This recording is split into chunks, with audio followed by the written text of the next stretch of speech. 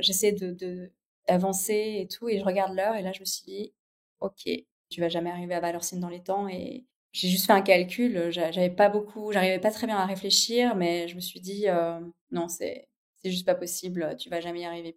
Je savais pas trop prendre des décisions en fait. Et à un moment, je me suis dit, bon bah, de toute façon, l'ultra trail, c'est nul. La marche était trop haute. T'aurais jamais dû t'inscrire à ce truc. Finalement, c'était trop de faire 100 km. J'étais pas assez bien préparée. Et puis tant pis, je dois rien à personne. Enfin, j'ai fait le deuil de ma course en fait en quelques minutes. Bonjour à tous, je suis Guillaume Lalu et je suis ravi de vous retrouver dans ce nouvel épisode de Course Épique. Course Épique, c'est le podcast Running et Trail qui vous fait vivre dans chaque épisode une histoire de course hors du commun. Athlète émérite, coureur confirmé ou anonyme passionné, quand la légende d'une course et la destinée d'un coureur se rencontrent, c'est dans Course Épique qu'elle se raconte. Course Épique, c'est un nouvel épisode chaque mercredi, mais c'est également chaque lundi matin un extrait de l'épisode à venir pour bien démarrer la semaine ensemble. Nous avons donc rendez-vous 2 fois par semaine.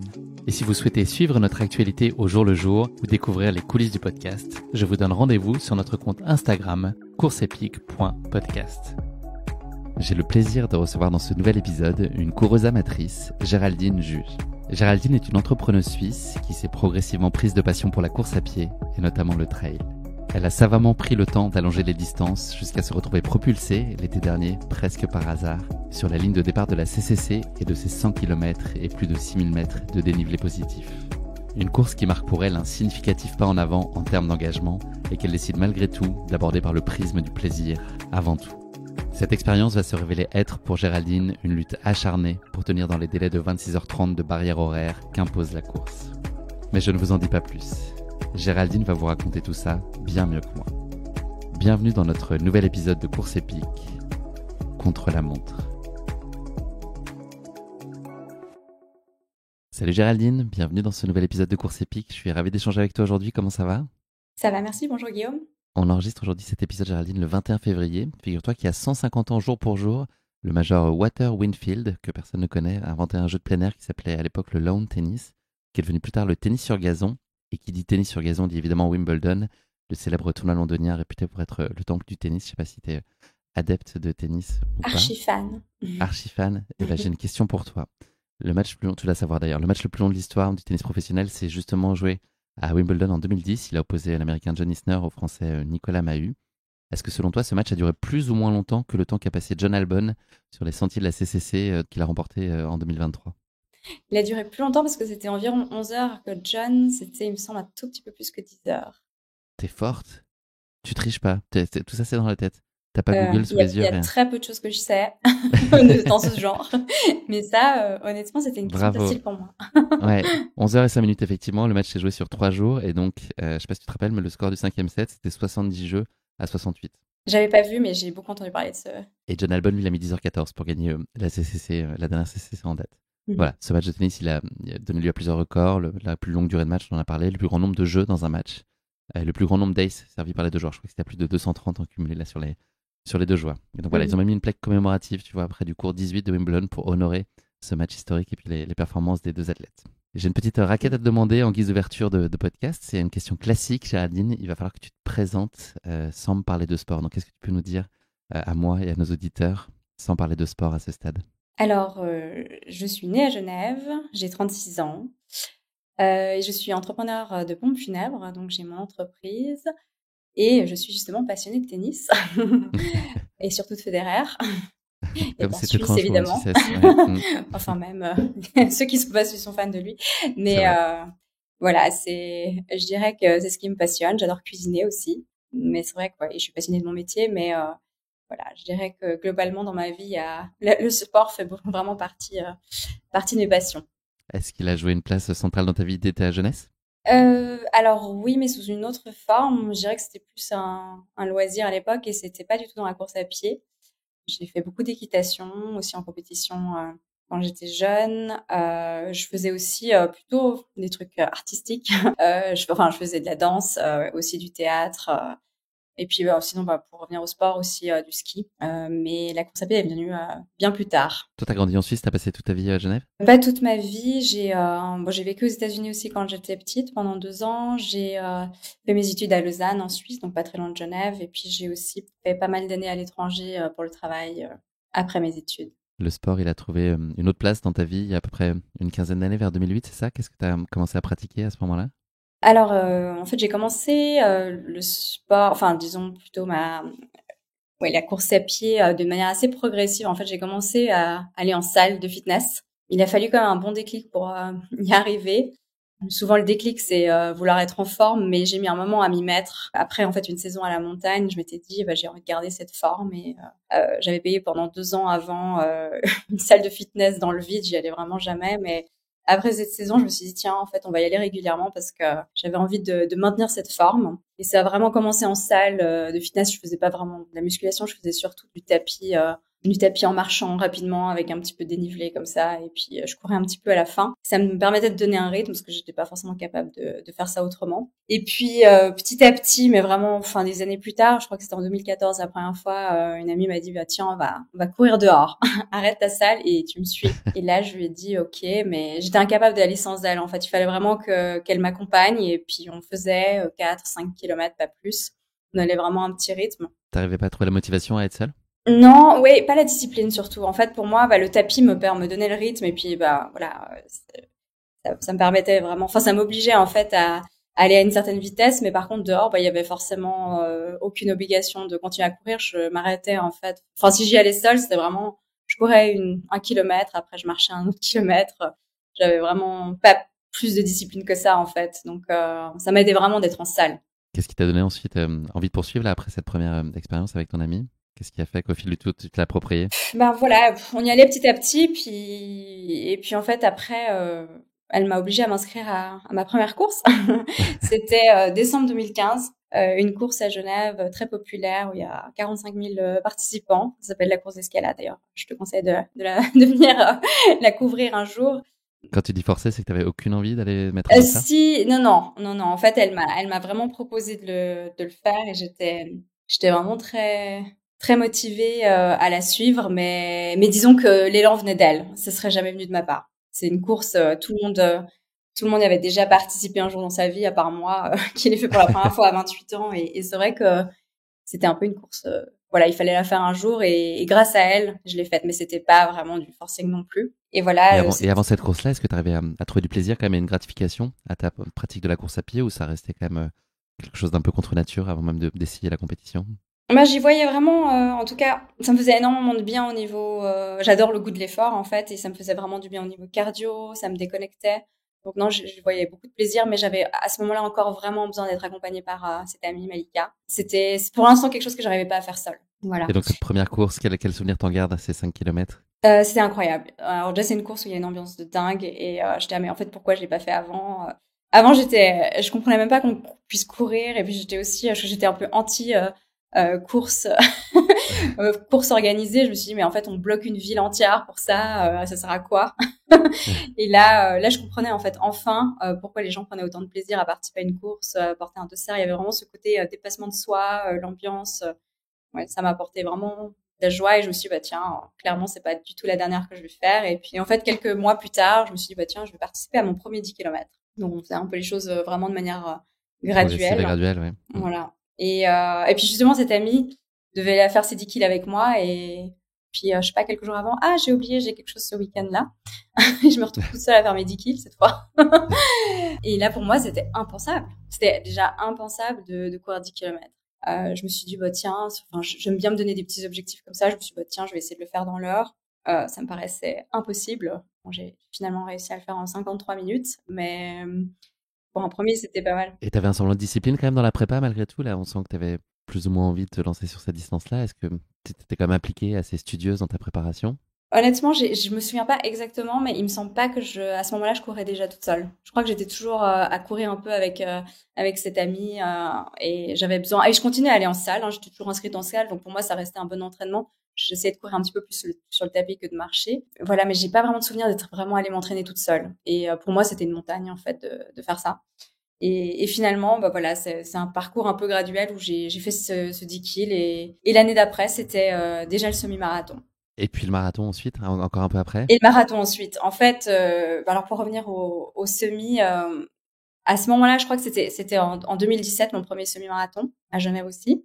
Et là, j'ai commencé. En fait, je devais en fait renouveler mon abonnement de fitness et j'ai renoncé. Je me suis dit, en plus, j'avais déménagé. Enfin, c'était beaucoup moins pratique pour moi d'aller là-bas. Et puis là, je me suis dit, bah tiens, en fait, on arrête d'aller en salle et on court tout le temps. Et là, justement, j'ai commencé en fait à réussir à courir toute seule. C'est vraiment, voilà, je faisais plusieurs kilomètres.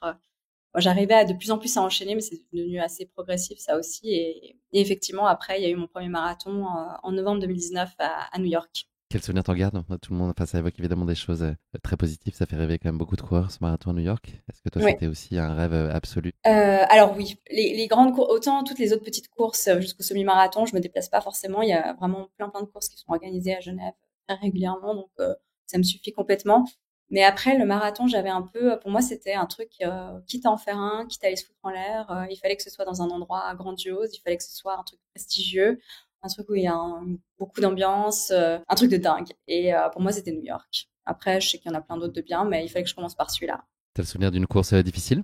Alors, New York, c'était, oui, à la fin. Vraiment très difficile. Enfin, je m'étais vraiment très bien préparée. J'avais vraiment un objectif je voulais le faire en moins de 4 heures. C'était devenu une obsession, en fait, de toute cette préparation, cette réjouissance d'aller sur place et tout. Et en fait, j'étais vraiment bien préparée, mais quand même, euh, les...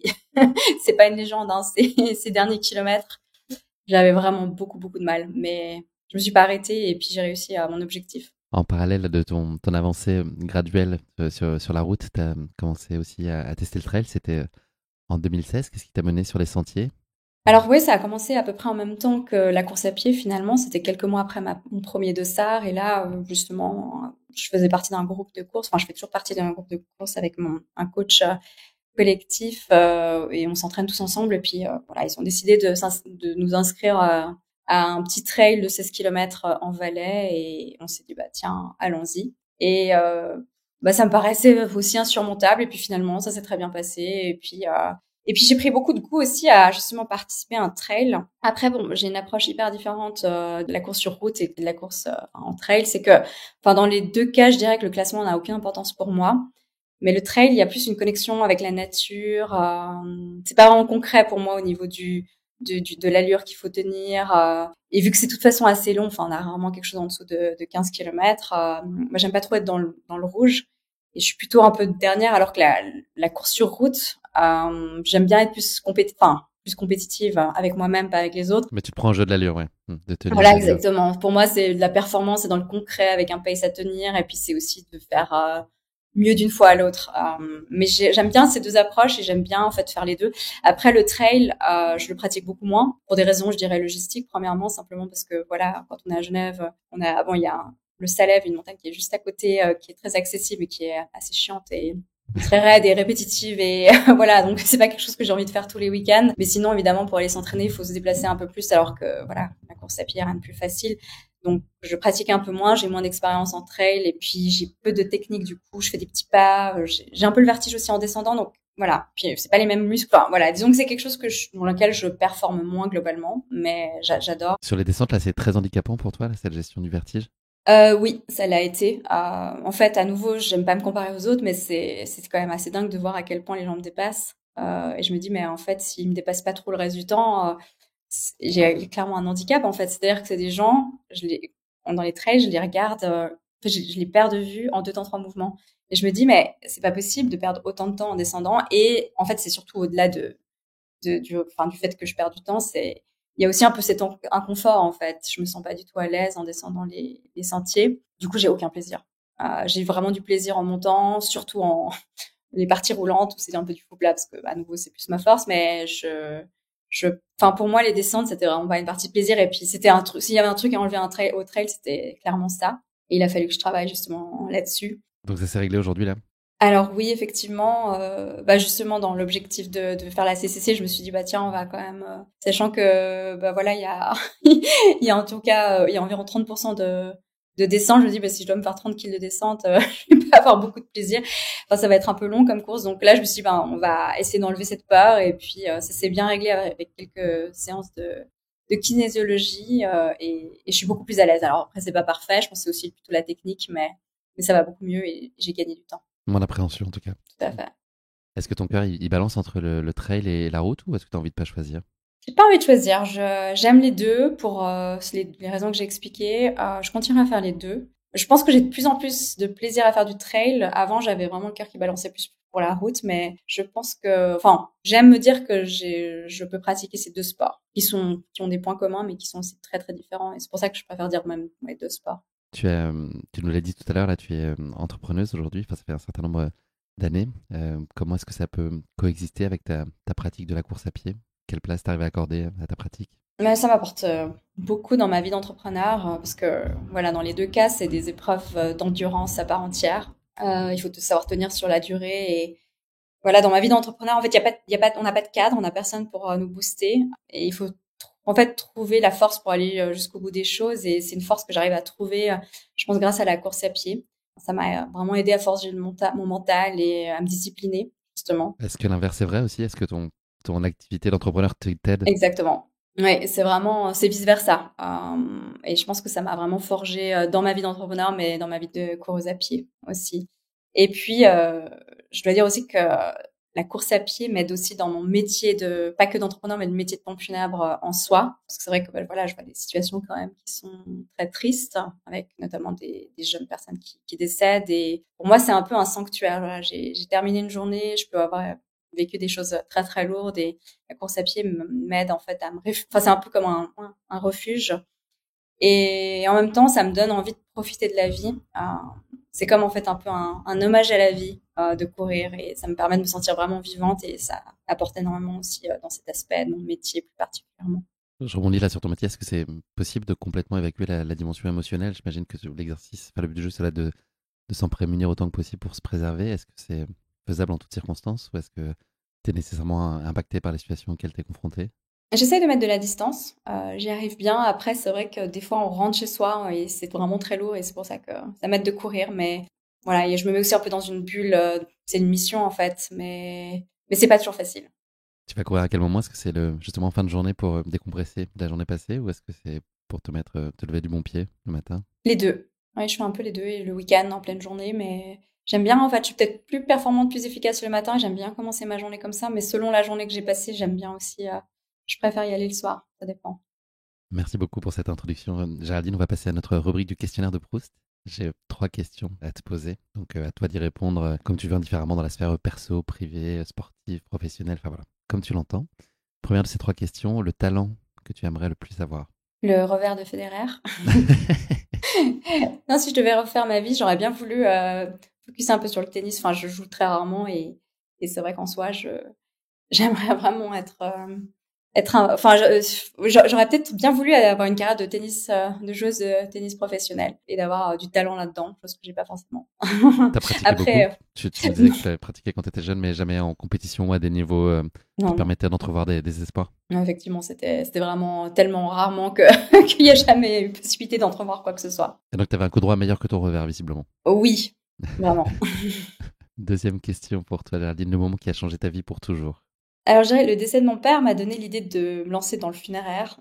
C'est ce qui a été un tournant professionnel et entrepreneurial qui m'a justement apporté le mental et la discipline qu'il me faut dans ma pratique de course à pied et vice-versa.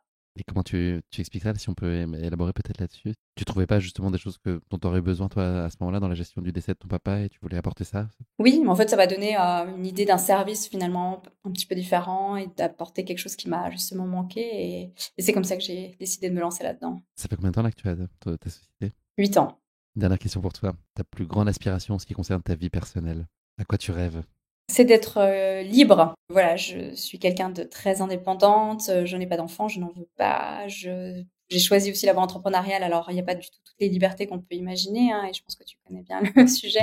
Euh, mais voilà, il y a quand même aussi forcément une indépendance professionnelle, et je crois que c'est vraiment une vie que j'ai choisie et à laquelle j'aspire. C'est un combat difficile? C'est pas simple tous les jours. c'est pas simple tous les jours de, voilà, à nouveau, comme je disais, il n'y a pas forcément de cadre et il faut en fait finalement faire son chemin soi-même. T'as jamais pensé à t'associer? Alors on est 2 maintenant, Ok. mais j'ai commencé seule. Donc effectivement, pas simple.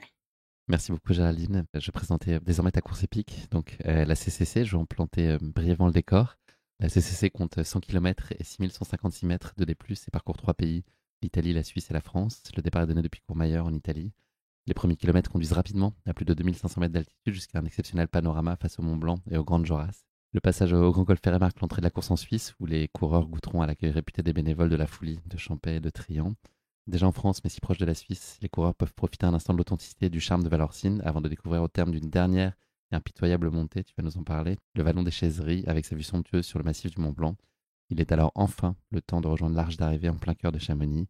Les premiers concurrents, on en a parlé tout à l'heure, notamment de John Albon, arriveront un peu plus de 10 heures, tandis que 26h30 d'effort attendent les derniers finishers de la course. Sur l'édition 2023, qui nous intéresse aujourd'hui et dont le départ a été donné le 1er septembre dernier, 2227 coureurs s'étaient donné rendez-vous à tes côtés sur la ligne de départ sous une météo très clémente. Et seuls 1650 d'entre eux sont venus au terme de la course, soit un taux d'abandon de 26%. Donc les 3 quarts sont arrivés à bon port. Géraldine, tu connais le podcast, tu sais qu'après la description de la course, c'est le moment de la question qui pique. Oui. Est-ce que tu voulais rajouter des choses sur la CCC? Est-ce que j'ai oublié des choses qui te paraissent importantes? Oh, je crois que c'était très détaillé. Ok. La question qui pique, c'est le moment. Alors, je suis un peu à court d'acronymes sur la CCC. C'est une course que j'ai déjà traitée un certain nombre de fois, mais j'ai quand même trouvé le Club des croqueurs de chocolat. Voilà, c'est une association qui existe. Donc, j'ai pris un petit raccourci sur la Suisse, le chocolat. Voilà, ça m'a paru potentiellement adapté à notre échange aujourd'hui. Donc, on va traiter de ce sujet. Est-ce que tu pourrais me dire quelle est la particularité du chocolat qui fait qu'ils font parfaitement dans la bouche? En tout cas, plutôt bien dans la bouche. Oh mon Dieu. Pas Alors autant facile, j'avoue. la question du tennis c'était plus facile, hein. Elle était beaucoup plus facile. Ouais, j'avoue que c'est impossible. Mais c'est intéressant. Moi, je vais te livrer la réponse. Je trouve ça intéressant. Est-ce que tu veux tenter quelque chose ou pas? Je pense que c'est le cacao qu'ils font. Enfin, En fait, ouais, en quelque sorte ça, effectivement, parce que le chocolat, c'est le seul aliment qui fond à environ 34 degrés. Voilà, juste en dessous de la température corporelle humaine, ce qui explique pourquoi ils font si bien dans la bouche. ah, Intéressant, hein? intéressant. Donc, ouais, c'est un J'aime pas point le de plus. chocolat. Ah, c'est vrai? Non. T'as le droit de rester en C'est peut-être pour Suisse? ça, c'est pour ça que, oui. C'est pour ça que j'ai pas su répondre à la question. Je Et plaisante. donc, il y a des nuances selon le type de chocolat, tu vois. Entre le chocolat blanc, le chocolat noir, le chocolat au lait, le point de fusion n'est pas exactement le même. Voilà. D'accord. Voilà, tu le sauras la prochaine fois que tu mangeras pas de chocolat, que Voilà. il y a la possibilité de fondre différemment, quelle que soit la couleur. Bon, c'était un peu chaud cacao comme question qui pique, je m'excuse d'avance. On va passer, d'avance d'ailleurs, à retardement. On va passer désormais à ta course épique, la CCC, une course que tu n'es pas prête à t'effacer de tes tablettes pour le coup. Comment est-ce qu'elle est née cette idée de prendre le départ de la CCC? Est-ce que c'était la suite logique des choses pour toi? On a compris que tu étais dans une logique de progressivité, ou est-ce que c'est finalement une espèce de petit accident de parcours et c'était pas tout à fait anticipé dans ta trajectoire de course? Alors, en fait, je dirais que effectivement, j'ai toujours fait les choses de manière graduelle et en quelques années, je suis passée du 5 kg à faire un marathon. En soi, je pense que quand j'ai commencé à courir, jamais j'aurais imaginé faire l'UTMB ou quoi que ce soit de la CCC. En fait, pour moi, la CCC, c'était une étape avant l'UTMB. Mais c'est vrai qu'il y avait un peu cette quête de l'UTMB derrière tout ça, mais qui est pas venue tout de suite du tout. La première fois que j'en avais entendu parler, c'était, je crois, quand Caroline Chavreau, qui était ma prof d'histoire au lycée. Je ne connaissais pas cette carrière. Ok. Oui, c'était. En fait, pendant toute sa carrière professionnelle, elle avait un emploi à côté. Et Caroline Chavreau, elle avait gagné en 2016. Et quand je l'avais vue gagner, je n'oublierai jamais. En fait, en même temps, cette année-là, il y avait une collègue qui avait fait secouriste à l'UTMB. Puis on a commencé à parler de tout ça. Et moi, pour moi, c'était vraiment, en fait, une course réservée aux élites et aux fous. Et avec le temps, ben, je pense que c'est toujours réservé aux fous. Mais je me dis aussi que c'est plutôt aussi des coureurs, enfin, il y a clairement des coureurs lambda qui sont capables de le faire et qui le font. Et je m'étais un peu dit avec le temps que oui, un jour, je le ferai. Par contre, je m'étais plutôt dit que je le ferais avant mes 45 ans. Je voulais me laisser le temps, vu que j'avais toujours fait les choses de manière plutôt progressive. Et puis, je me suis dit, voilà, comme ça, vu que j'avais déjà fait plusieurs 20, 30 kills entre elles, je me suis dit, bah voilà, je ferai plusieurs 50, après je ferai plusieurs 100, et puis un jour, peut-être, je ferai les TMB. Voilà, sans vouloir faire non plus n'importe quel trail comme le marathon. Pour moi, c'était important de faire quelque chose un peu prestigieux et je trouvais incroyable de me dire que j'allais faire peut-être un jour le tour du Mont Blanc et il y avait un peu cette quête. Et en 2022, j'ai avec mon amie Stéphanie, on était bénévole à Trien. Et on s'était dit à ce moment-là, l'année prochaine, 2023, on fera l'OCC. Et on est parti là-dessus. Ok, j'ai fait plusieurs 30 kilomètres. Maintenant, il est temps de passer à l'étape supérieure et tout. Et quelques jours après qu'on ait fait bénévole, elle me dit, écoute, en fait, j'ai regardé et moi, j'ai déjà l'index pour faire les 100, donc faire la CCC. Puis j'étais ok, Je te félicitations. vois venir. Tu me raconteras.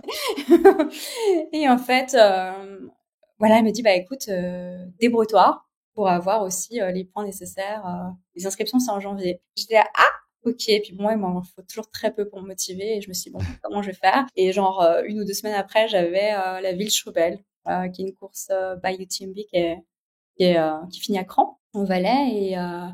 Et je m'étais inscrite en fait depuis des mois aux 20 kills et là je me dis tiens, ok, je vais upgrader. Si je fais les 50 kills, je peux prétendre à la CCC en 2023.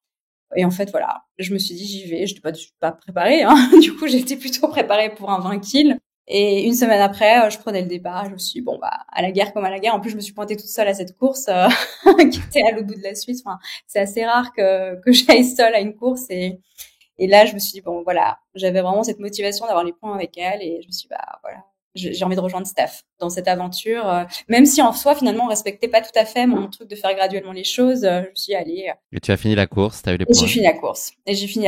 Je me suis dit, voilà, ça s'est très bien passé, honnêtement.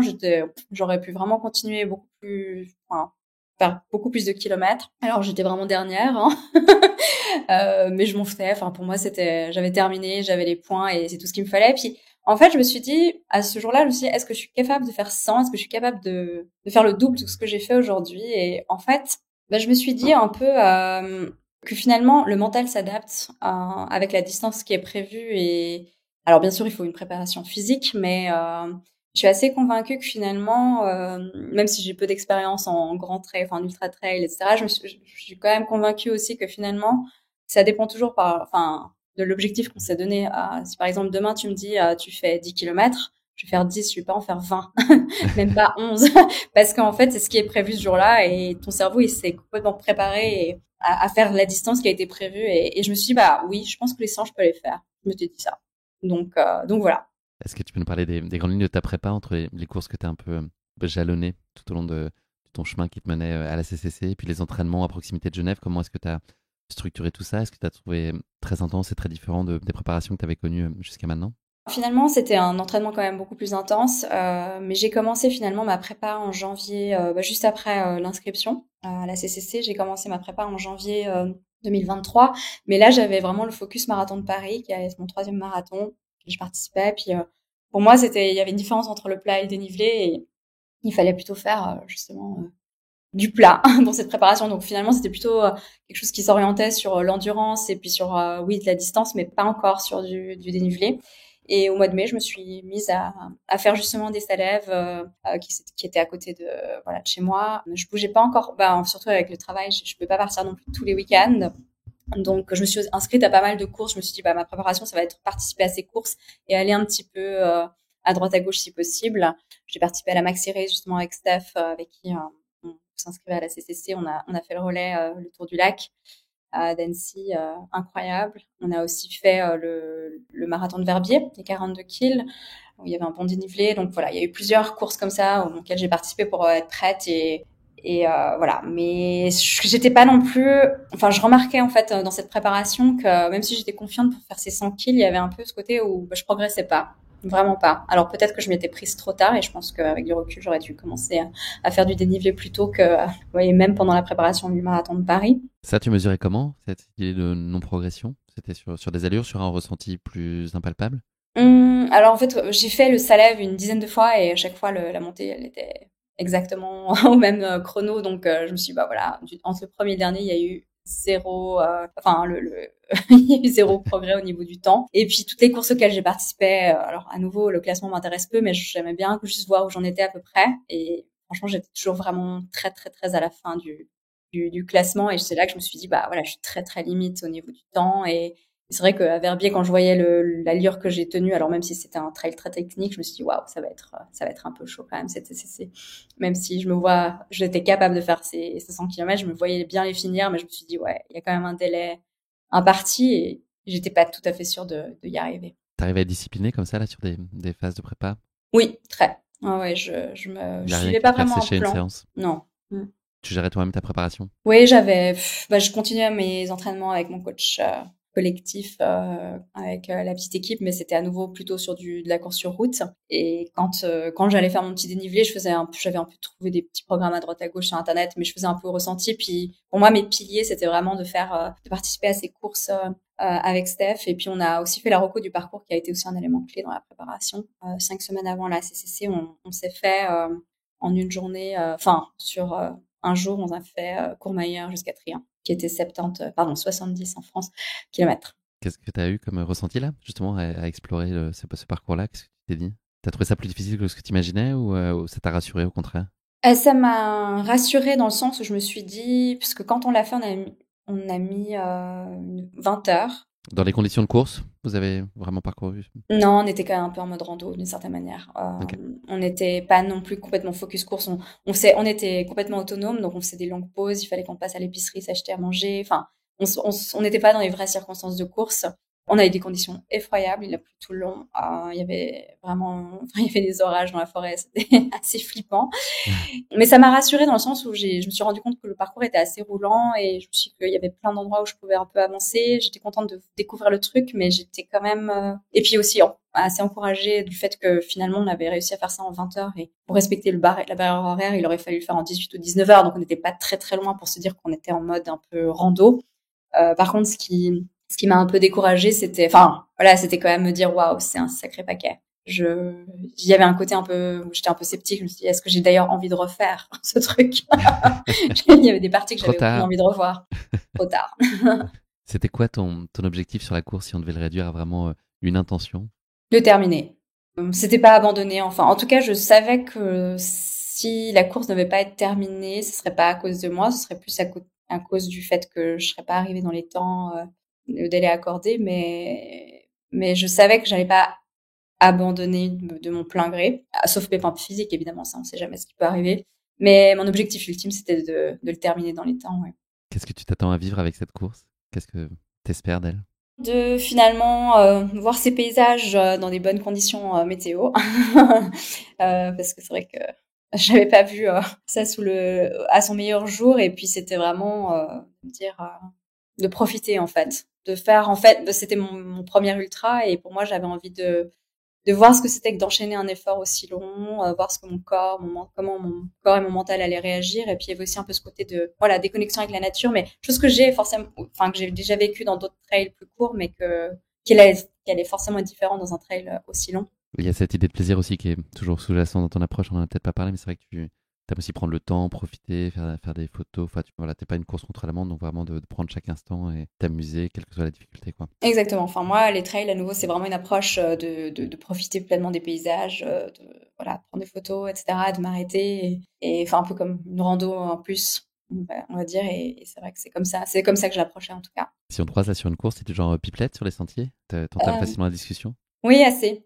C'est génial parce que sur cette CCC, j'ai parlé avec pas mal de personnes, des inconnus qui deviennent finalement un peu des amis dans quelques instants, et j'aime bien parler. Après, il y a des petits moments, pas forcément des moments dans le dur, mais où j'ai besoin d'être un peu toute seule dans ma petite bulle, et puis voilà, je préfère aussi être un peu plus silencieuse, mais j'ai tendance à parler, ouais. Ça y est, Géraldine, on est le vendredi 1er septembre 2023 à Courmayeur, c'est le grand jour. Comment est-ce que tu te sens là à l'approche imminente du départ? Il y a la première vague qui part à 9 heures, toi tu partiras dans la dernière, là ça devient très concret. Qu'est-ce que tu as à ce moment-là à l'esprit? Bah, il y a un état d'excitation qui était extrême. Il y a eu une petite déception aussi parce que j'aurais voulu partir avec Steph, on voulait prendre le départ ensemble. Souvent dans les trails, même si on est attribué à une vague de départ, ils s'en foutent, mais là, ils étaient assez Non stricts, négociable. non négociables. Et il y avait déjà l'envie de vouloir, parce que Steph est beaucoup plus forte que moi, elle court très vite, et on savait très bien qu'on allait pas faire plus qu'1 kilomètre ensemble, mais il y avait quand même cette idée de partir ensemble qui a été un peu décevante. Parce que c'était pas possible, et il y avait en fait finalement du coup je me retrouvais dans la dernière vague de départ, et il y avait un peu cette appréhension d'être alors c'est que 15 minutes. Mais je me suis dit, oui, on n'est peut-être pas à ça près. Mais en même temps, il y avait le côté, plus je me retrouve derrière, plus je risque d'être à des moments peut-être toute seule finalement. Moi, j'ai besoin d'un peloton pour me motiver, j'ai besoin d'un peloton pour avancer et j'avais pas envie d'être dans cette situation. Mais bon, c'est pas grave, j'ai vite relativisé. Je me suis dit, voilà, et j'étais vraiment dans un état d'excitation extrême. C'était vraiment palpable auprès de tout le monde et c'était enfin là, en fait, tous ces mois de préparation, cette excitation, enfin cette réjouissance d'arriver enfin sur cette ligne de départ, j'y étais. Tu t'attendrais à ce qu'il y ait pas mal d'amis et de proches qui soient sur le long de ton parcours? Oui, oui, oui, oui. Il était prévu que bon, pas avant Champais, donc j'allais à Champais, c'est quoi, 53 kills, je crois. Donc j'allais devoir patienter quand même un petit moment avant de voir mes proches, mais ça aussi, c'était une réjouissance, forcément.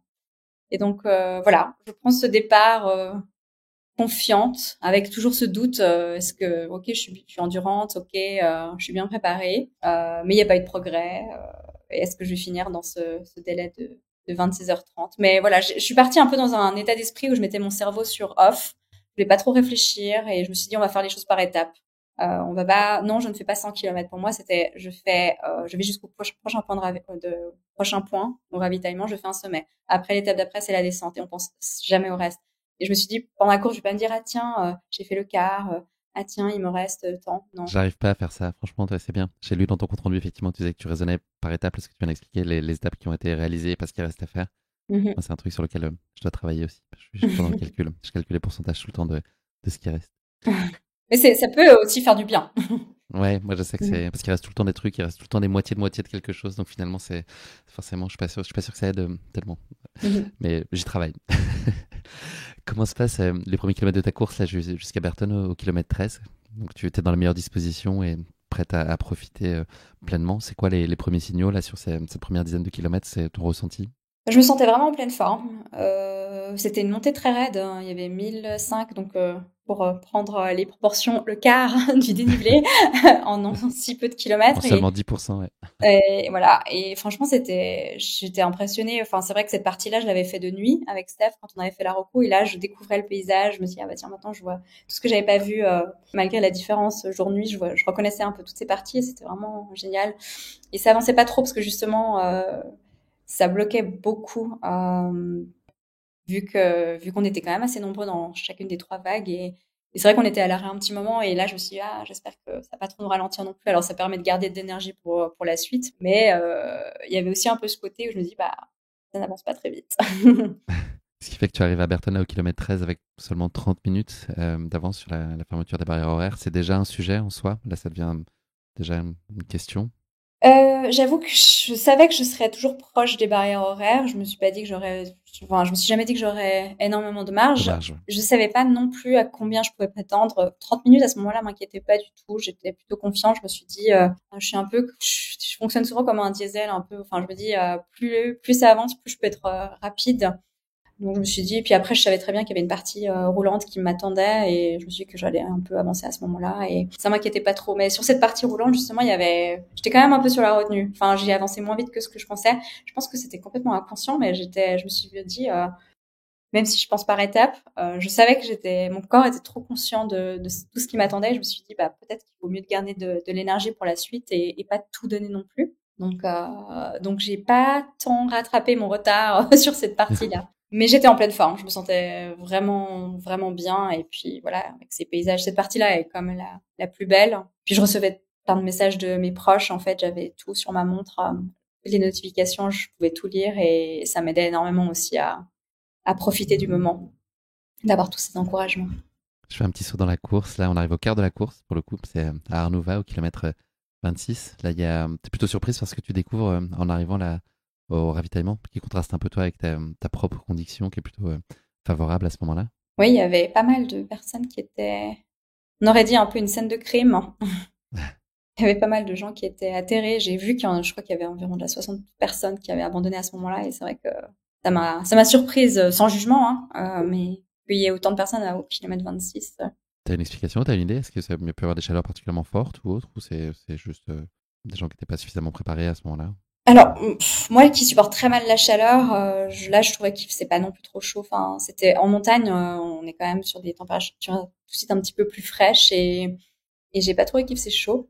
je trouvais juste que c'était parfait. Après, il y a, bon, l'UTMB est sévère un peu dans son, comme on dit, dans l'attribution de l'index, non, pardon, plutôt dans le tirage au sort, il faut quand même justement un index, etc. Mais finalement, pour participer à un 100 kills, il faut avoir fait qu'une seule fois un 50 kills, ce qui était d'ailleurs mon cas. Et c'est vrai que finalement, si ces personnes-là ont par exemple fait qu'un 50 kills et puis qu'ils se sont pas bien préparés, moi je comprends qu'on en arrive là en fait et qu'on puisse pas tenir. Donc c'était surprenant, mais finalement en réfléchissant, il faut pas non plus 1000 points pour arriver à faire ces courses. Il y a ensuite un juge de paix important de la course qui est Grand Col Ferret, qui se situe à peu près au 30e kilomètre. Comment se passe ton ascension?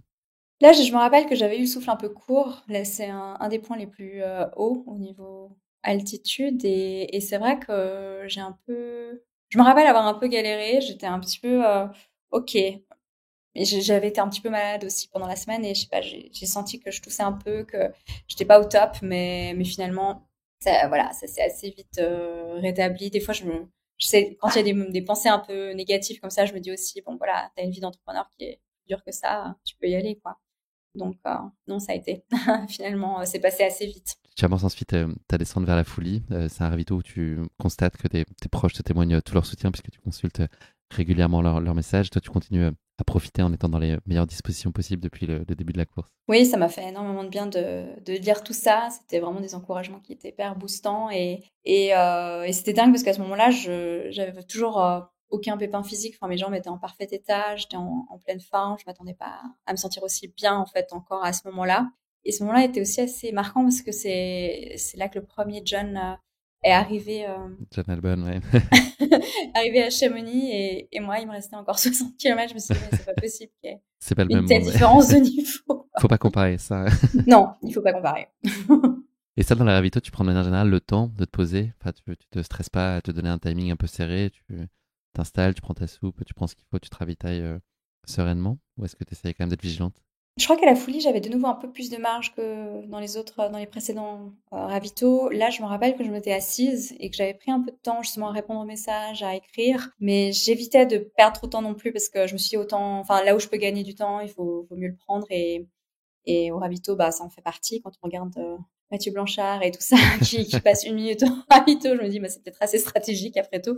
Mais je prends par contre le temps quand même de manger, de me ravitailler et de me reposer un minimum. Les 10 kilomètres, ça va être ton terrain de jeu, puisque les 10 kilomètres suivants, ils sont en faux plat, donc ce qui est un terrain qui était plutôt favorable. Tu dépasses ainsi la mi-course et les 50 kilomètres avant de partir à l'assaut de la montée qui te mène au ravito de Champais, qui va marquer le temps des retrouvailles chaleureuses. Là, pour le coup, tu as les tiens qui t'attendent.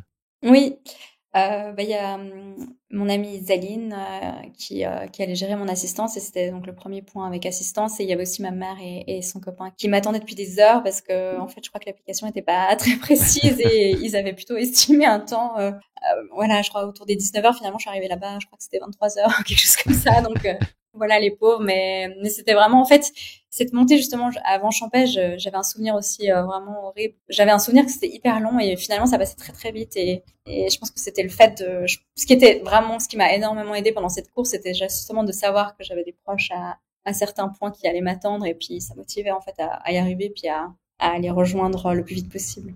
Là, la barrière horaire, tu la maintiens à distance, toujours dans les mêmes sphères. Oui, il y avait pas, on était de nouveau, enfin quand je suis repartie, je crois que c'était genre 20-30 minutes avant avant la fermeture, donc on était de nouveau très serrés, mais voilà, j'étais pas du tout encore inquiète et j'étais pas encore fatiguée, donc je me suis dit, Ça tiens, change pas ta gestion de course. Non. non, tant que j'étais dans cette forme-là, je me disais qu'à ce moment-là, que je pouvais encore clairement y arriver. Et j'avais pas envie de repartir en fait à ce moment-là parce que bah, j'étais avec mes proches et je me suis dit, bah, voilà, si j'étais pas aussi serrée, je pense que je serais restée plus longtemps avec eux.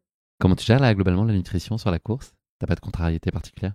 Alors, je devais vraiment me forcer à manger. Normalement, pendant les trails, j'ai toujours faim tout le temps. J'ai toujours envie de manger. C'est toujours un plaisir de prendre une barre de céréales ou des tucs ou des trucs comme ça. Là, non. Alors, j'avais fait ce que je fais à chaque marathon, c'est-à-dire que je prends pendant 3 jours avant, je prends des compléments alimentaires, enfin du malto, qui est en fait une base de glucides pour justement avoir une réserve supplémentaire et J'ai entendu McDo, mais t'as dit Malto, hein, c'est ça? malto, oui, pardon. Non. Et en fait, bah, disons que ça prend pas mal de place et en général, quand je prends ça avant les marathons, j'ai jamais trop faim et là, ça s'est vraiment ressenti pendant le trail, c'est que chaque ravito, oui, je savais que, et puis même en dehors des ravitaux, toutes les heures, il fallait que j'avais ma montre qui sonnait, qui me rappelait qu'il fallait que je prenne soit un gel, enfin une compote, soit une barre de céréales, et ça passait, enfin, mais c'était pas non plus hyper confortable.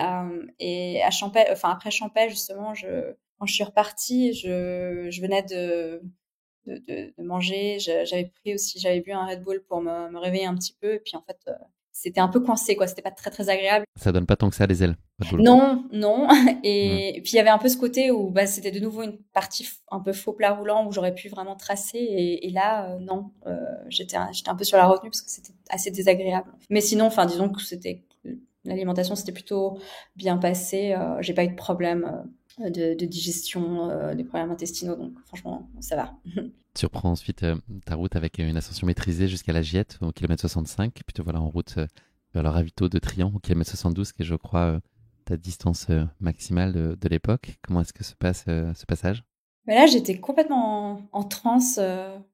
C'était la nuit et parce que voilà, la nuit était tombée depuis un petit moment et puis d'ailleurs ce lac de Champais, je sais pas, dans ma tête, j'allais le voir de jour et et en fait, il faisait nuit et j'étais là, mais je suis vraiment naïve d'avoir imaginé que j'allais le voir de jour. Mais c'était un moment avec toute cette montée justement de la jet. J'étais vraiment dans l'ambiance de nuit de l'ultra et complètement connectée à la nature et j'étais comme une pile en fait, j'arrivais pas à tenir en place. J'avais l'impression d'aller vite même si c'était pas le cas et je me sentais hyper puissante. Je me suis dit bah tiens, je pourrais faire l'UTMB l'année prochaine quoi.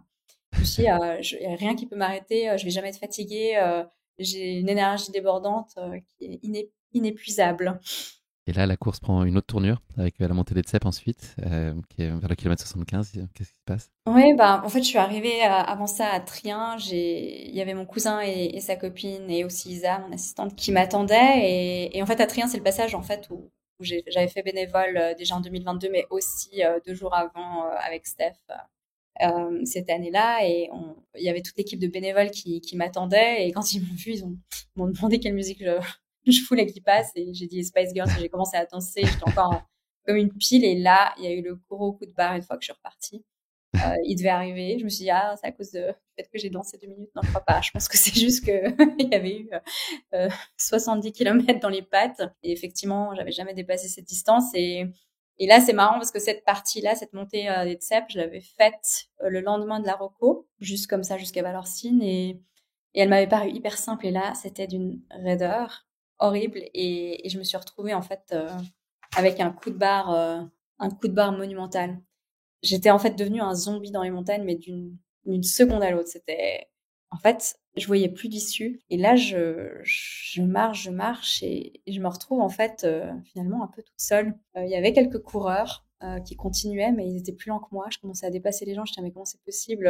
Là, j'étais dans un état où j'arrivais même plus à avancer, mais en fait, il y avait personne devant moi qui était là pour me tirer et il y avait sinon mais tous les autres coureurs qui étaient complètement étalés sur des rochers. C'était une partie hyper impressionnante en fait. Il y avait vraiment on aurait dit en fait des naufragés du Titanic qui attendaient leur canot de sauvetage. J'oublierai jamais et en fait je me suis dit mais comment sans un peloton, sans des personnes qui sont là pour me motiver, je vais continuer alors que j'arrive vraiment plus à avancer en fait. Et ça a duré plus d'une heure. J'ai mis plus d'une heure pour faire 2 kilomètres, ce qui est quand même hallucinant. Et là, en fait, je me suis dit, bah, je regardais l'heure. À ce moment-là, Steph, elle était en train de finir sa course et elle voulait le faire en moins de 20 heures et je savais qu'elle y était parce que je recevais aussi ses messages à elle et je me suis dit, waouh, enfin, j'étais vraiment impressionnée. J'étais en admiration totale, mais en même temps tellement découragée. Je me suis dit, ah, elle a fini et moi, il me reste. Je voulais pas penser à ce qui me restait, mais à ce moment-là, j'y ai un peu pensé. Je me dis, mais c'est pas possible. Et en fait, voilà, j'essaie d'avancer et tout, et je regarde l'heure, et là, je me suis dit, ok, tu vas jamais arriver à Valorcine dans les temps, et j'ai juste fait un calcul, j'arrivais pas très bien à réfléchir, mais je me suis dit, non, c'est juste pas possible, tu vas jamais y arriver. Puis j'hésitais à m'asseoir, à faire une sieste comme les autres, mais je me suis dit, j'ai pas non plus envie de perdre de temps, je savais pas trop prendre des décisions, en fait, et à un moment, je me suis dit, bon, bah, tant pis, je vais jamais y arriver, de toute façon, l'ultra trail, c'est nul. La marche était trop haute. T'aurais jamais dû t'inscrire à ce truc. Finalement, c'était trop de faire 100 kilomètres. J'étais pas assez bien préparée. Et puis tant pis, je dois rien à personne. Enfin, j'ai fait le deuil de ma course en fait en quelques minutes. Je me suis dit tant pis. Puis en fait, je me réjouissais. Je me suis dit bah tiens, non, je vais pas m'asseoir. Je vais quand même aller jusqu'à Valorcine et comme ça, je serai plutôt au lit. Donc j'avais un peu cet objectif de quand même y aller, sans jamais penser arriver dans les temps, mais je voulais quand même y aller pour dormir le plus vite possible en fait. C'était quoi les symptômes là, de ta fatigue? C'est le corps qui suit plus. Euh, C'était vraiment le fait de plus réussir à avancer. Pas de douleur, mais un manque d'énergie? Non, aucune douleur, ouais, hein. Toujours pas de douleur, mais un manque d'énergie totale et en fait être comme un zombie qui n'avance plus et puis ouais, c'était mon esprit voulait, mon corps voulait pas. Il y avait rien à faire et j'avais envie de dormir. C'était violent et j'avais un peu eu ça à la reco, mais à la reco il y avait pas de barrière horaire qui me stressait derrière, donc voilà et là je me suis dit, bon bah c'est mort, je vais pas y arriver. Qu'est-ce qui a fait que la situation s'est pas tout à fait réalisée comme tu l'imaginais à ce moment-là? Ben, finalement, je sais pas, je suis arrivée aussi au sommet. Je pense que ça a aidé en fait d'arrêter de monter. Et à un moment, je me suis rappelé d'un truc que j'avais entendu dans un podcast où on m'avait dit le regret est définitif, la souffrance ou la fatigue est temporaire. Et je sais pas, d'un coup, c'est comme si finalement la fatigue est partie d'un coup. Ça a du bon les podcasts, je te comprends. Oui, exactement. C'est très utile. J'ai repris de la vitesse en fait et j'ai fait ma descente. C'est passé assez lentement, mais je me souviens que j'étais de nouveau comme neuve finalement. Et je suis arrivée à Valorcine. Voilà, en fait, je suis repartie de Valorcine après avoir vu Steph. Donc Steph avait fini sa course et sur son retour sur Trier, parce elle a un chalet là-bas, elle s'est arrêtée avec son mari pour me saluer, me faire une surprise et elle m'a dit, enfin, je lui ai fait promettre que j'allais aussi moi le chercher et je suis repartie de Valorcine. J'ai même pas eu le temps de manger. Isa, elle m'a juste tendu un t-shirt, enfin un t-shirt qu'elle m'avait préparé et un t-shirt surprise comme ça. Puis voilà, je l'ai mis et je suis repartie à 7h alors que ça fermait à 7h15. Donc là, j'avais jamais été aussi short. C'était vraiment, il y avait 15 minutes de marge. Et j'ai pas eu le temps de manger, je suis repartie avec mon sandwich dans les mains. Enfin, une catastrophe, mais j'étais de nouveau complètement relancée et en pleine forme. Et devant toi, donc 20 km et 5 heures pour arriver à les parcourir pour être dans les temps. Oui, exactement. Comment se passe ensuite, si on avance un peu dans le temps, ta dernière ascension de la course jusqu'à la Flégère au kilomètre 93? Bah là, il y a de nouveau une énorme vague de fatigue qui est revenue. C'était cette fois encore plus violent en fait. Bah, je pense que là, c'est aussi, on sait que c'est la dernière montée. Alors, il y a un côté un peu, bon, voilà, on est vraiment très très proche du but. Mais n'importe quelle dernière montée est affreuse en fait. Et là, c'était même plus une fatigue d'avoir envie de dormir, c'était une fatigue d'avoir envie de mourir. J'avais envie de me flinguer quoi, vraiment. Et T'as une idée pourquoi ça a pris ces proportions-là? je sais pas, je pense qu'il y avait un épuisement général, mais là, c'était surtout, ça commençait à être mental, en fait. La fatigue que j'avais eu avant, elle était plutôt physique. Enfin, c'était vraiment l'envie de dormir, mais là, j'en pouvais plus. J'étais vraiment en train de me demander, mais pourquoi je me suis inscrite à ce truc? Qu'est-ce que je fais là? Venez me chercher. Enfin, pour moi, il y avait pas de, il y avait à nouveau pas d'issue. Et là, je parlais avec un des autres coureurs. Je lui disais, mais tu crois qu'on va y arriver pour 10h15 à la Flégère? Et il m'a dit, mais c'est pas à 10h15, c'est à 10h45 qu'il faut y être. Et là, j'étais, oh, il y a une sorte de second souffle, un soulagement de savoir que finalement, il y avait encore un peu de temps pour y aller. Et j'ai de nouveau vu le bout. Je sais pas comment dire. La fatigue, elle est de nouveau partie. En fait, c'est un peu quand on est dans le creux de la vague, on peut que la remonter. Et c'est ce que je me suis dit à ce moment-là. Je me suis dit, bah en fait, ça vient, ça part. Et là, t'étais moins prête à recevoir le fait d'être hors délai pour le coup. Là, ça t'aurait vraiment posé un problème. Là où t'avais été plus Oui, philosophe un peu plus tôt à te dire que... oui, j'étais plus résiliente avant. Là, pour moi, c'était pas possible. En fait, on était vraiment trop proche du but pour accepter en fait de pas finir la course. Pour moi, on était à 90, ouais, 90 kills, enfin passé 90 et pour moi, c'était juste pas négociable. Je devais y arriver. Donc on m'arrête à la Flégère, c'était quelque chose que je voulais même pas imaginer. Donc non, il fallait que je termine cette montée en fait dans les temps. Et donc là, tu arrives dans les temps, grâce à notamment ce petit extra time d'une demi-heure qui t'a été bien bénéfique. J'imagine que là, ton Oui. état d'esprit change radicalement et quand même la physique, le physique est attaqué, la lassitude est là, mais j'imagine que là, tu commences à croire vraiment à ta capacité à finir. Ouais, je voyais le bout. Je voyais le bout et en fait, je suis arrivée à la Flégère à 10h21. Donc 6 minutes après le temps que j'avais imaginé, mais finalement en 25 minutes avant la fermeture. Et j'avais tellement, pendant cette montée, imaginé le commissaire de course qui allait me dire non, vous arrivez trop tard, c'est pas possible.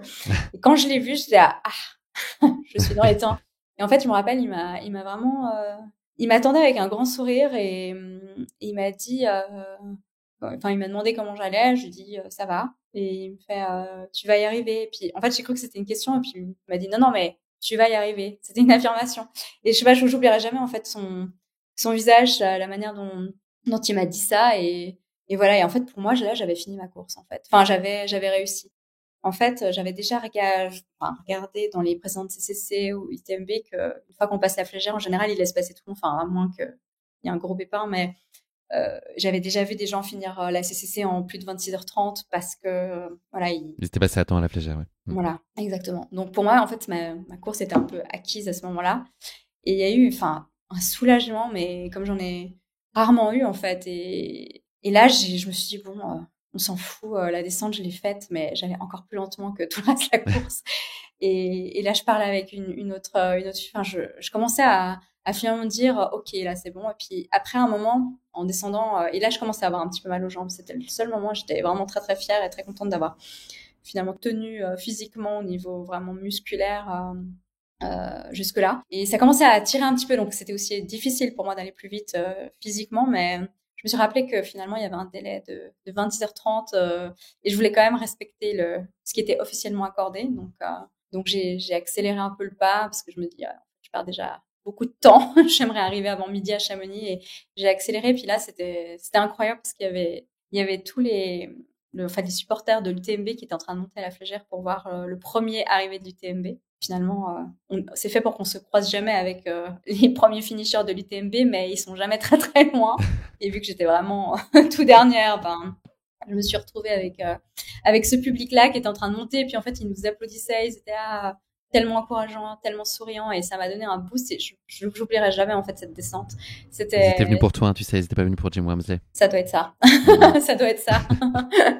Mais non, c'était un souvenir incroyable. Et finalement, j'arrive en bas, mais c'était une descente interminable. Je pensais pas, cette partie-là, je l'avais jamais faite, j'avais vraiment aucun repère. Mais je me suis dit, mais c'est pas possible que ce soit aussi long.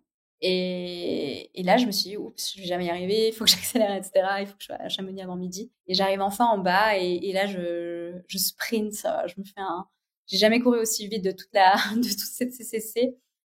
Et là, je vois une femme qui me dit, enfin une bénévole qui me fait, c'est bon, il te reste 10 minutes pour faire 600 mètres. J'étais là, yes, j'y suis arrivée. Et là, je tombe sur Isa qui m'attendait avec sa GoPro pour filmer mon arrivée. Et je crois que j'oublierai jamais, en fait, elle était impatiente, je crois qu'elle était très inquiète. Elle avait même essayé de m'appeler pour savoir où j'en étais, si j'allais arriver dans les temps. Et là, elle m'a vue, elle m'a dit dépêche-toi. Et moi, je lui ai crié, mais j'y suis arrivée, j'y suis arrivée. Enfin, c'était vraiment un moment hyper fort. Et après, j'ai traversé Chamonix. Et c'est vraiment un moment que j'avais vu sur les réseaux sociaux 10 000 fois, tous ces athlètes ces élites qui arrivaient à l'UTMB. Et là, c'était moi. C'était moi C'était ton qui tour. étais. Mm. Et j'arrivais pas à y croire. J'étais, mon Dieu, mais j'y suis arrivée. Et j'ai traversé Chamonix dans une ambiance incroyable avec à nouveau énormément de monde qui attendait Jim, quoi. Et je vois ce tapis bleu et j'étais, mais mon Dieu, je crois que c'était une image hyper marquante et j'ai passé l'arche et je me suis un peu effondrée comme ça et en fait, d'une certaine manière, je crois que j'y croyais pas. Enfin, pour moi, c'était un peu un rêve auquel il fallait pas me réveiller. Tu boucles donc ces 100 km et 6156 mètres de D+, en 26h, 24 minutes et 21 secondes. Donc tu es à moins de 6 minutes de la barrière horaire officielle. Donc tu as parfaitement géré finalement tout ça. C'était limite, hein. C'était limite, mais c'était finement ciselé. On l'a dit, c'est John Albon qui l'emportait en 10h14 et Yingvild Caspersen chez les femmes en 11h51. Beaucoup d'émotions à l'arrivée, tu vas nous le dire. Qu'est-ce qui explique selon toi que tu as réussi à mener à bien cet essai? Comment tu pourrais argumenter sur le fait que ça s'est bien passé finalement, ce saut sur un format qui était complètement inconnu pour toi? Mais moi, je dirais quand même qu'il y avait une bonne préparation physique, mais pour moi, ce qui a vraiment fait la différence, c'était mes proches, ceux qui étaient présents, notamment évidemment Isa et son assistance, mais aussi ceux qui n'étaient pas présents. Ces messages-là, honnêtement, en fait, sans tout ça, alors peut-être que j'ai perdu aussi moi-même du temps à donner des nouvelles, mais je pense que leurs encouragements m'ont vraiment porté jusqu'au bout. Et finalement, enfin, j'ai appris à travers cet ultra que que finalement le trail c'est un sport individuel certes, enfin surtout dans la préparation, on n'est pas toujours entouré. Ok, il y a des moments pendant la course où on est un peu seul. Hein. Je me suis quand même sentie très seule à certains moments, même s'il y avait jamais, enfin il y avait toujours un peu des coureurs autour de moi, mais finalement c'était c'était un sport d'équipe. Et en fait, je crois que ça a été un élément clé pour finir cette course. Qu'est-ce que tu changerais de ta CCC? Est-ce que tu changerais quelque chose? Non, je changerais rien du tout. En fait, je pense que justement, ça a été particulièrement savoureux de réussir dans ces conditions-là, en fait. Je pense que, alors, peut-être que j'aurais moins rigolé si on m'avait arrêté à la flégère. Euh, c'est même sûr et certain que pour moi, ça aurait été impossible de pas terminer cette course et j'aurais été hyper frustrée. Mais là, de l'avoir réussi de cette manière-là, je pense que ça a rendu l'accomplissement encore plus savoureux. Et si c'était à refaire, je le referais exactement de la même manière. A posteriori, là, qu'est-ce qui t'a paru le plus difficile sur la course? Bah, ces nuits, je pense que c'était vraiment, ouais. En fait, c'était des vagues de fatigue et je pense que c'est à considérer pour les prochaines fois de me dire qu'en fait, c'est passager. Mais à ce moment-là, on a du mal à voir le bout. On n'a pas l'impression qu'on peut s'en sortir, mais en fait, apparemment, oui. Alors peut-être qu'une troisième vague de fatigue, peut-être que pendant la troisième, j'aurais pas forcément réussi à en sortir, mais ça m'a quand même montré que oui. Mais c'est ce que j'ai retenu qui était le plus difficile, oui. Cette course, elle t'a appris quoi sur toi? Qu'est-ce que t'en tires là aujourd'hui comme enseignement, comme bénéfice? Bah, je dirais, je suis quelqu'un d'assez persévérant et ça l'a montré d'une autre manière, mais je dirais que ça m'a appris, c'est qu'en fait, il y a toujours une lumière au bout du tunnel, comme dans la vie. Et en fait, des fois, on a l'impression, dans ma vie d'entrepreneur aussi, hein, j'aime bien faire des liens entre les deux, mais il y a toujours des solutions. Et puis finalement, l'important, c'est même pas que le résultat, mais c'est le chemin aussi, le chemin parcouru pour y arriver. Une image que tu retiens de ta CCC? Il y en avait qu'une. La ligne d'arrivée. Un moment précis?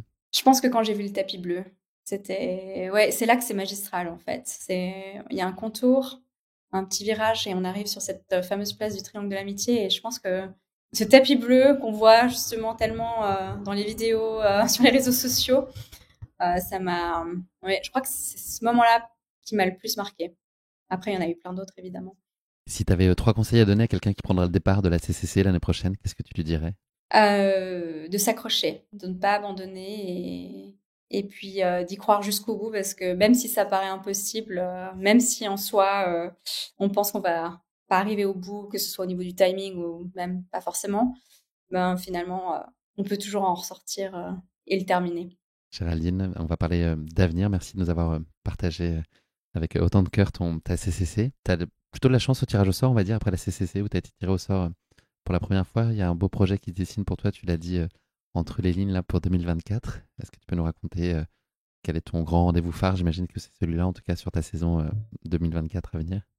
Oui, bah c'est l'UTMB. Bah, c'est aussi quelque chose qui m'a, je pense, aussi accroché pendant cette course, c'est que je me disais, mais en fait, si tu la finis pas, cette CCC, tu n'auras pas l'index pour l'UTMB, tu pourras pas t'inscrire, en fait. Et je pense que c'était un élément aussi qui m'a permis de tenir et qui m'a vraiment motivée. Et voilà, effectivement, je vais participer à l'UTMB cette année et avec grande réjouissance, forcément aussi un peu d'appréhension en étant un peu sceptique justement, en train de me dire, bah, j'étais aussi proche du barrière horaire, est-ce que ce sera de nouveau le cas? Je suis pas tout à fait sûre de vouloir retenter un tel suspense sur une course aussi longue. Donc l'idée là, c'est de progresser un peu en vitesse pour déjà aussi prendre le temps de dormir. Je me vois pas forcément aligner 2 nuits blanches. Une, là, c'était assez compliqué. Et en faire une deuxième, je suis pas sûre d'y arriver. Donc là, tu as changé des choses dans ton approche. Là, t'as structuré un peu différemment, au-delà du volume qui est pas le même, tu as structuré différemment ta préparation. Alors oui, en fait, bah, je me suis de nouveau inscrite à un marathon en avril, celui de Londres. Là, cette fois-ci, je me suis dit, non, on va pas faire que du plat. On va commencer le dénivelé un peu plus tôt. Et j'ai aussi pris les choses en main. Je me suis pris un coach privé pour faire un programme qui va me suivre et tout. Et on a commencé début janvier, donc je fais déjà du dénivelé. J'aimerais qu'il me donne des astuces pour progresser en vitesse. J'ai aussi eu une blessure cet hiver qui m'a obligée d'aller voir un ostéo et qui m'a dit, en fait, tu sais quoi, ton problème de blessure, ça peut être aussi j'ai pas été blessée pendant la CCC, mais vraiment après, il m'a dit, mais ça peut être réglé en étant un peu plus souple et accessoirement, peut-être qu'en étant plus souple, tu iras plus vite en trail parce qu'en fait, je fais des tout petits pas, donc ça m'aiderait à faire des pas un peu plus grands. Donc, ça aussi, j'espère que ça donnera quelque chose. Mais en tout cas, j'ai vraiment hâte de cette deuxième expérience en ultra. Une belle perspective. Géraldine, c'est la dernière question de ce podcast. C'est le moment du motto de la fin. Est-ce que tu aurais une devise à partager avec nos auditeurs, une phrase particulièrement symbolique et forte pour toi? Alors oui, pour moi, si je peux le faire, tout le monde peut le faire. C'est quelque chose que je me dis souvent. Et en fait, il n'y a aucune raison qu'une personne arrive à faire plus de choses qu'une autre personne. Je pense que si on veut vraiment quelque chose, si on croit vraiment en quelque chose, on peut y arriver. Alors, ça demande du mental et de la discipline, justement. Mais pour moi, c'est... Voilà. Et je pense que ça peut aider, ça peut aider dans la vie, mais aussi dans la vie sportive, dans tous les domaines, finalement. C'est vraiment quelque chose que je me dis tout le temps et j'y crois vraiment. Si je peux le faire, tout le monde peut le faire. Une belle note positive pour conclure ce podcast. Merci beaucoup, Géraldine. C'est malheureusement déjà la fin de cet épisode. Merci de nous avoir fait vivre avec toi ta première expérience sur Ultra avec CCC, qui a été une belle illustration de ta pugnacité, ta détermination. On l'a bien senti. Qui a jamais oublié pour autant ton inspiration et ta capacité à t'enthousiasmer, à prendre du plaisir aussi sur cette chance de pouvoir vivre ce type de course. Je te souhaite beaucoup de bonheur pour la suite de tes aventures et notamment lors de ce grand rendez-vous à l'UTMB à la fin du mois d'août. Je serai pas loin, donc je suivrai avec un œil très attentif évidemment ton résultat et puis je t'enverrai plein de bonnes ondes pour que tu rejoignes la place du Triangle de l'Amitié. Merci Guillaume. À bientôt. Merci pour tout. À bientôt. À la prochaine. Bye bye. Merci d'avoir écouté cet épisode. Si vous l'avez écouté jusqu'ici, c'est qu'il vous a probablement plu. Alors n'hésitez pas à noter le podcast et rédiger un avis sur votre plateforme d'écoute favorite. C'est essentiel pour soutenir ce travail indépendant. Cela ne vous prendra que quelques secondes et ça change beaucoup de choses pour le podcast. Et pour être sûr de ne manquer aucune course épique à venir, n'oubliez pas de vous abonner sur votre plateforme d'écoute. Merci encore infiniment pour votre soutien, votre fidélité et vos chaleureux messages que je lis et auxquels je réponds avec un immense plaisir. S'il vous plaît, continuez.